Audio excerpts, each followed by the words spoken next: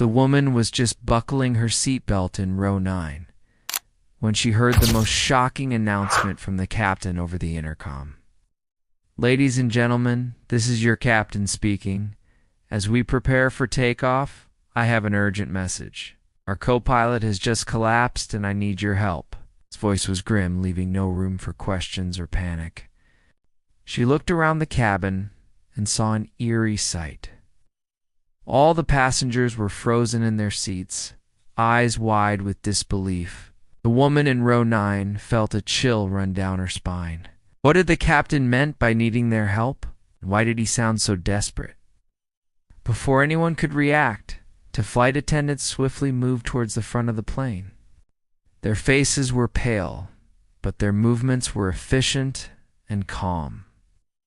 They whispered something into the captain's ear, and he nodded, his expression grave. Over the intercom, the captain's voice was now laced with urgency. "We are in an emergency situation, and we need to get this woman off the plane immediately. She's blocking the aisle and preventing us from providing medical assistance." A wave of confusion rippled through the cabin. Who was the woman? Why did they need to remove her?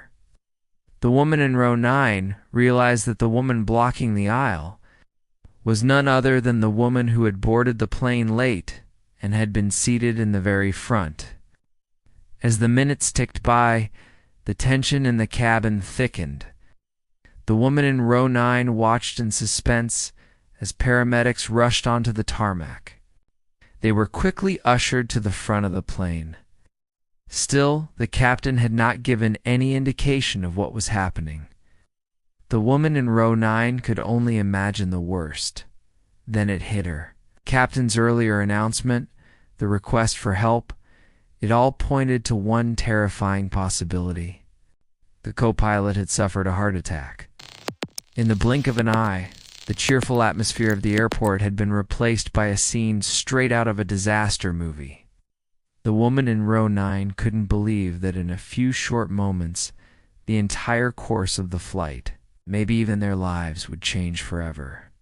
The captain turned back to face the passengers, his expression grim.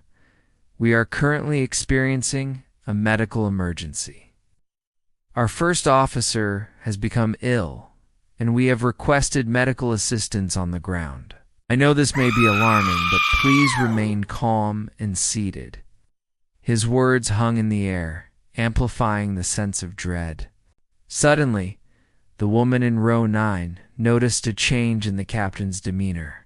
He was usually smiling and joking with the passengers, but now there was a haunted look in his eyes. His hands were clenched, knuckles white, betraying the tension he was trying so hard to hide. As the paramedics disappeared into the front of the plane, the captain turned off the intercom. A heavy silence descended upon the cabin, broken only by the hum of the airplane and the nervous coughs of the passengers. The woman in row 9 found herself holding her breath, her eyes fixed on the closed door at the front of the plane. Each second seemed like an eternity as she waited for the captain to speak again. But he didn't. Instead, after what felt like an eternity, the woman in row 9 heard voices from the front of the plane. They were hushed but urgent. Then, as if emerging from a nightmare, the captain came back on the intercom. "This is your captain speaking. We're sorry to inform you that due to unforeseen circumstances, we will not be taking off at this time. Please remain seated as we attend to the situation." His voice was tight, betraying the gravity of the situation.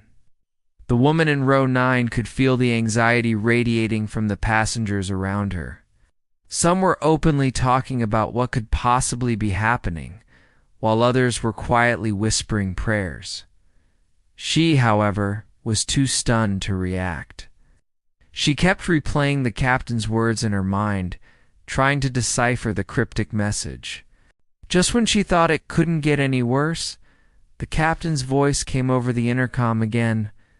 "I need a doctor. Please, is there a doctor on board?" The urgency in his voice sent shivers down her spine. The woman in row 9 knew she had to do something. This was a critical moment, not just for her, but for everyone on board.